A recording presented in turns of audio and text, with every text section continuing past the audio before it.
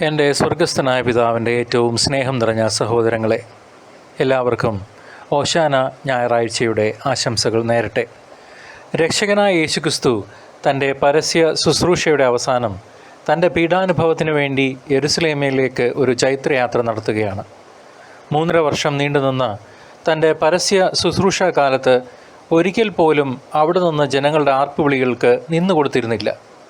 രോഗസൗഖ്യം നേടിയവരെ പോലും തന്നെ ആരാണ് സൗഖ്യമാക്കിയതെന്ന് പറയുന്നതിൽ നിന്ന് യേശു തികച്ചും വിലക്കിയിരുന്നു.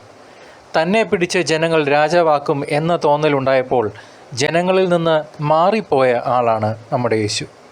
പിന്നെ എന്തുകൊണ്ടാണ് യേശു യെരുസലേമിലേക്ക് ആഘോഷപൂർവ്വം ജനങ്ങളുടെ ഓശാന ആർപ്പുകളുടെ അകമ്പടിയോടെ കഴുതപ്പുറത്ത് കയറി വന്നത്? രാജാക്കന്മാർ യുദ്ധസമയങ്ങളിൽ കുതിരപ്പുറത്തും സമാധാന സമയങ്ങളിൽ കഴുതപ്പുറത്തും സഞ്ചരിക്കുന്ന ഒരു രീതി ആ കാലങ്ങളിൽ ഉണ്ടായിരുന്നു. യേശു സമാധാനത്തിൻ്റെ രാജാവായിരുന്നു. അവൻ ക്ഷമയുടെ വക്താവായിരുന്നു. സമാധാനത്തിലേക്കുള്ള വഴി ക്ഷമയാണല്ലോ. എല്ലാം ക്ഷമിക്കുന്ന സ്നേഹമായിരുന്നു യേശുവിൻ്റെ മുഖമുദ്ര. യേശുവാണ് സമാധാന പ്രഭു. വിപ്ലവങ്ങളിൽ കൂടി തങ്ങളെ വീണ്ടെടുക്കാൻ വരുന്ന ഒരാളെയാണ് യഹൂദന്മാർ പ്രതീക്ഷിച്ചിരുന്നത്. എന്നാൽ യേശുവിൻ്റെ മാർഗം സമാധാനത്തിൻ്റെ മാത്രം മാർഗമായിരുന്നു. അതായിരുന്നു അവിടുത്തെ അളവുകോൽ. അതുകൊണ്ട് അവൻ യെരുസലേമിലേക്കുള്ള യാത്രയ്ക്കായി കഴുതയെ തിരഞ്ഞെടുത്തു. കുതിര ശക്തിയുടെയും കഴുത വിനയത്തിൻ്റെയും പ്രതീകമാണ്. യെരുസലേമിലേക്കുള്ള തൻ്റെ അവസാന യാത്ര ഒരു ശക്തി പ്രകടനമാകാതെ വിനയപൂർവമായ ഒരു രംഗപ്രവേശമായിരുന്നു യേശു ആഗ്രഹിച്ചത്. രാജാതിരാജാവായ എല്ലാ ശക്തികളുടെയും ശക്തിയായ അവൻ കഴുതപ്പുറത്ത് കയറി വന്നതോടെ തൻ്റെ വിനയവും താഴ്മയുമാണ് പ്രകടിപ്പിച്ചത്. ഈ വിനയവും താഴ്മയും പിന്നീട് നമുക്ക് കാണാൻ സാധിക്കുന്നുണ്ട്. പെസഹ പെരുന്നാളിൽ തൻ്റെ ശിഷ്യന്മാരുടെ കാൽ കഴുകി തുടച്ചത് രാജാതിരാജാവിൻ്റെ വിനയവും താഴ്മയും ആണ് കാണിക്കുന്നത്. ഇഹലോകപരമായ ഒരു ശക്തി പ്രകടനമായിരുന്നില്ല യേശു ആഗ്രഹിച്ചിരുന്നത്.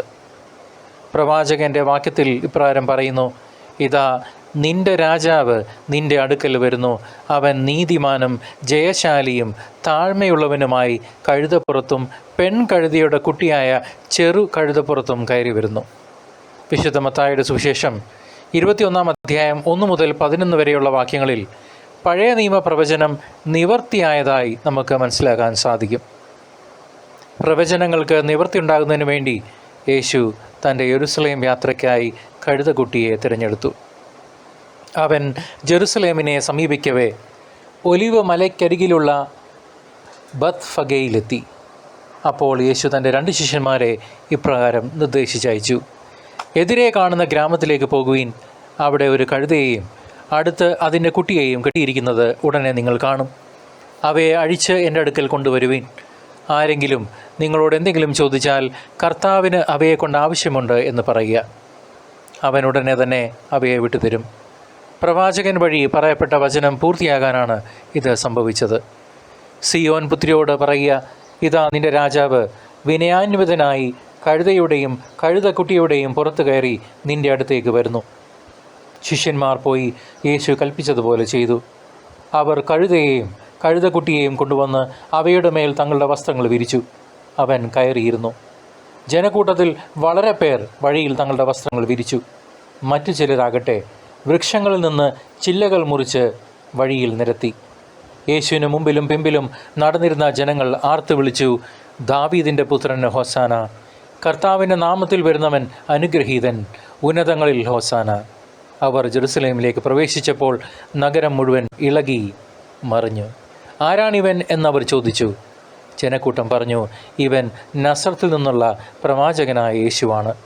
യേശു ദേവാലയത്തിൽ പ്രവേശിച്ച് അവിടെ ക്രയവിക്രയം ചെയ്തുകൊണ്ടിരുന്നവരെയെല്ലാം പുറത്താക്കി. നാണയമാറ്റക്കാരുടെ മേശകളും പ്രാവുൽപ്പന്നക്കാരുടെ ഇരിപ്പിടങ്ങളും അവൻ തട്ടിമറിച്ചിട്ടു. അവൻ അവരോട് പറഞ്ഞു: എൻ്റെ ഭവനം പ്രാർത്ഥനാലയം എന്ന് വിളിക്കപ്പെടും എന്ന് എഴുതപ്പെട്ടിരിക്കുന്നു. നിങ്ങളോ അത് കവർച്ചക്കാരുടെ ഗുഹയാക്കി മാറ്റിയിരിക്കുന്നു. അന്തരം മുടന്തരം ദേവാലയത്തിൽ അവൻ അടുത്തെത്തി. അവൻ അവരെ സുഖപ്പെടുത്തി. അവൻ ചെയ്ത വിസ്മയകരമായ പ്രവൃത്തികളും ദാവീദിൻ്റെ പുത്രന് ഹോസാന എന്നുദ്ഘോഷിച്ച് ദേവാലയത്തിൽ ആർപ്പ് വിളിക്കുന്ന കുട്ടികളെയും കണ്ടപ്പോൾ പ്രധാന പുരോഹിതരും നിയമജ്ഞരും രോഷാകുലരായി. അവർ അവനോട് പറഞ്ഞു, ഇവരെന്താണ് പറയുന്നതെന്ന് നീ കേൾക്കുന്നില്ലേ? യേശു പ്രതിവചിച്ചു, ഉവ്, ശിശുക്കളുടെയും മുല കുടിക്കുന്നവരുടെയും അധരങ്ങളിൽ നീ സ്തുതി ഒരുക്കി എന്ന് നിങ്ങൾ ഒരിക്കലും വായിച്ചിട്ടില്ലേ? അനന്തരം അവൻ അവരെ വിട്ട് നഗരത്തിൽ നിന്ന് ബഥാനിയയിലേക്ക് പോയി അവിടെ താമസിച്ചു. നമുക്ക് പ്രാർത്ഥിക്കാം. എളിമയുള്ള രാജാവായ യേശുനാഥ, അങ്ങ് പീഡാനുഭവത്തിന് മുമ്പായി ജെറുസലേമിലേക്ക് എഴുന്നള്ളിയത് ഒരു കഴുതക്കുട്ടിയുടെ പുറത്ത് ഏറിയാണല്ലോ. അത് അവിടുത്തെ മഹത്തായ എളിമയുടെ വലിയ ദൃഷ്ടാന്തമായിരുന്നുവല്ലോ. അങ്ങ് കാണിച്ചു തന്ന എളിമയുടെ പാഠം ജീവിതത്തിൽ പകർത്തുവാനുള്ള കൃപ ഞങ്ങൾക്ക് നൽകി അരുളണമേ. അങ്ങ് കടന്നുപോയപ്പോൾ അങ്ങയുടെ നാമം ഉച്ചത്തിൽ ആർത്തു വിളിക്കുവാനും പ്രഘോഷിക്കുവാനും മടിക്കാതിരുന്ന ജനങ്ങളെപ്പോലെ അങ്ങയുടെ വിജയയാത്രയിൽ മാത്രമല്ല, അവിടുത്തെ കുരിശിൻ്റെ വഴിയിലും അങ്ങയോടൊപ്പം വിശ്വസ്തയോടെ നിലകൊള്ളുവാനുള്ള ധൈര്യവും മനഃശക്തിയും ഞങ്ങൾക്ക് നൽകി അരുളണമേ. കർത്താവായ യേശുവിൻ്റെ നാമത്തിൽ ഞങ്ങൾ അപേക്ഷിക്കുന്ന ഈ യാചനകൾ കേട്ടരുളണമേ. ആമേൻ.